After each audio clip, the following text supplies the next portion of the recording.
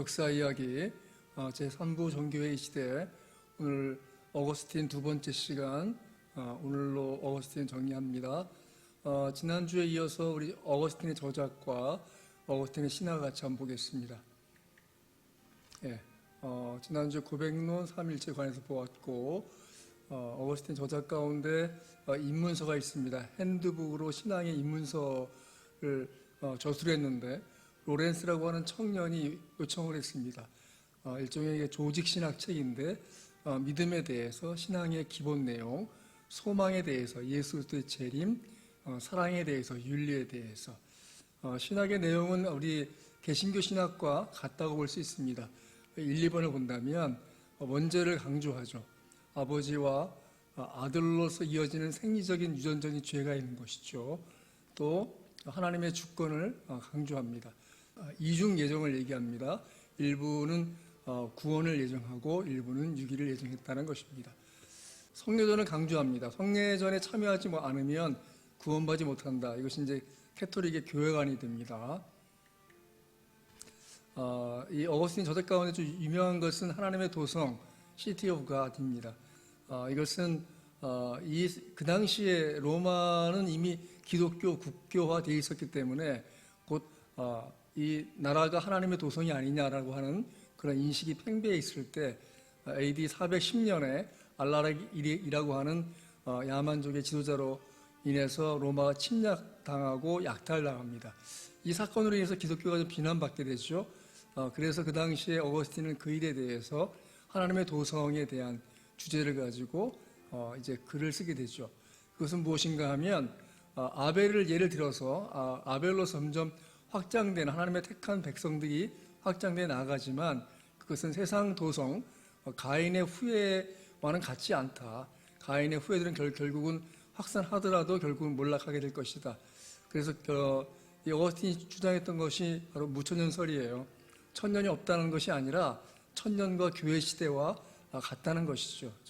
즉 예수 그리스도가 초림하시고 이후에 이제 승천하신 이후부터 시작되는 교회 시대는 예수님이 다시 오실 때까지가 천년으로 보는 것이 맞다라고 그렇게 신학적인 주장을 하게 되는 것입니다.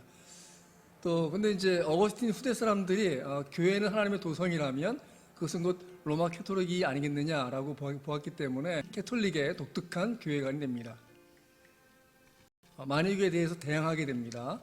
빛과 어둠, 선과 악, 그것을 영원한 대결로 보는 만유교에 대해서 악의 영원성을 부인하고 같은 차원에서 대결하고 있는 것이 아니다라고 강조하게 됩니다. 만유교에서는 이제 피조물은 악하다고 보았지만 어거스틴은 피조물은 본질적으로 선하다고 보았습니다. 그리고 또 이제 두 번째 도나티스트와 이제 대항하게 되죠.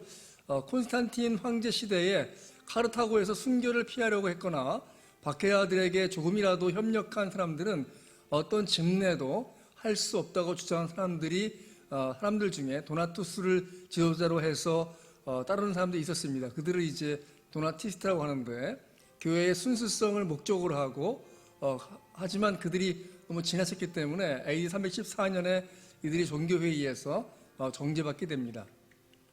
어거스틴의 교회관은 선인과 악인을 포함하는 교회관을 갖고 있었어요. 그러니까 도나티스트는 그 교회의 순수성을 주장해서 잠시라도 이 순교의 기회를 피하거나 박해의 시기에 박해를 피하려고 했던 것들에 대해서 용납하지 못했지만 어거스틴은 교회 안에도 악인이 있을 수 있다라고 본 것이죠. 그런데 교회로 볼 때 우리 그 신약 성서적인 교회관은 무엇입니까? 중생한 신자로서 구성되는 교회인 것이죠. 그런데 어거스틴은 그 개념을 이제 포기했던 것으로 보여집니다. 성례전의 그 정규성과 타당성에 대해서도 구별했습니다. 어떤 성례전은 불규칙한 어떤 그 규정이 있다 하더라도 유효할 수 있다. 그렇게 본 것이죠. 자, 어거스틴은 또 도나티스트를 교회에 또 재영입하려고 시도했지만 성공하지 못하게 됩니다. 이단 처벌을 위해서 국가 권력을 행사하는 것을 옹호하게 됩니다. 펠라기우스에 대해서도 이제 정죄하는데 펠라기우스는 영국의 그 수도승이었어요. 학식이 높았고 구역주의적인 생활을 하게 됐어요. 근데 그 사람이 이제 로마에 와서 보았을 때, 로마는 그 당시에 기독교적인 어떤 수도적인 곳이었는데 이미 국교화되고 있는 로마에서 낮은 도덕성 또 낮은 윤리성을 보고 충격을 받게 돼요. 낮은 도덕성의 회복을 위해서 인간의 선을 행할 수 있는 능력이 있다. 인간의 자유의지를 강조하죠. 그렇기 때문에 선을 행해야 한다고 주장합니다. 하지만 성경적인 선은 무엇입니까? 하나님만이 참된 선을 갖고 계세요. 하나님의 영광을 위한 것이 선이고 또 그것은 합법적일 때 타당한 것이죠. 또 그것은 가장 기본적인 선은 무엇입니까? 그것은 믿음입니다. 믿음이 가장 선한 것이죠. 펠라기우스는 아담으로부터의 원죄를 부인합니다. 아담이 나쁜 모범을 보였다. 나쁜 모범을 보였을 뿐이다라고 얘기하고 인간은 죄를 안 지을 능력이 있다라고 가르쳤습니다. 또 이제 펠라기우스가 어거스틴을 이제 만나고 싶어 했는데 그의 책을 읽고 어거스틴을 만나려고 이제 북아프리카로 찾아갔지만 출타중이었기 때문에 만나지 못합니다. 이후에 이제 어거스틴이 돌아와서 펠라기우스를 따르는 그 사람들과 함께 논쟁을 하게 되죠. 펠라기우스를 따르는 사람들의 주장이 무엇인가 하면 아담은 죄를 안 지었어도 죽었을 것이다. 또 아담의 죄는 아담에게만 영향을 주었을 것이다. 신생아가 태어나면 그 타락 이전에 아담과 같은 그런 죄 없는 아이로 태어난다. 전 인류는 아담 안에 죽은 것이 아니고 그리스도 안에 사는 것도 아니다. 율법을 준수함으로써 그것도 구원받을 수 있다. 또 그리스도 이전에도 죄 없이 살던 사람들이 있었다. 그렇게 가르치죠.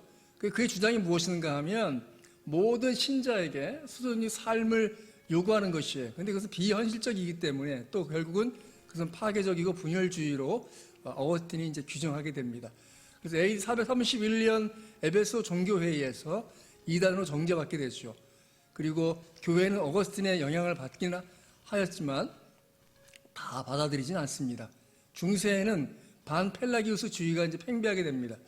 반만 펠라기우스주의라는 것입니다. 원죄는 인정하고 성령의 능력이 없이는 하나님께 갈 수 없다. 그렇지만 예정론으로서 저항할 수 없는 그 은혜는 또 부인하죠. 이것은 이제 그 아르미니안주의예요. 인간의 자유의지를 강조해서 믿음조차도 하나님의 은혜 주심을 거부할 수 있다. 이렇게 인간의 중심적인 구원을 가르치는 것을 아르미니안주의라고 그래요. 하나님의 은혜는 교회와 교회 성례전을 통해서 온다라고 보았습니다. 그래서 구원론의 도표를 본다면 이렇습니다. 인간의 자유의지 대 하나님의 주권 이렇게 본다면 펠라기우스주의는 인간의 자유의지를 가장 강조한 것이고 또 하나님의 주권을 가장 강조한 것은 이제 고 켈비니즘 해가지고 우리가 전도할 필요도 없다. 왜냐하면 어차피 구원할 사람 하나님이 구원하실 거니까 그렇게까지 얘기하는 사람들은 고 켈비니즘, 하이퍼 칼비니스트라고 그래요. 그런 사람도 있었죠.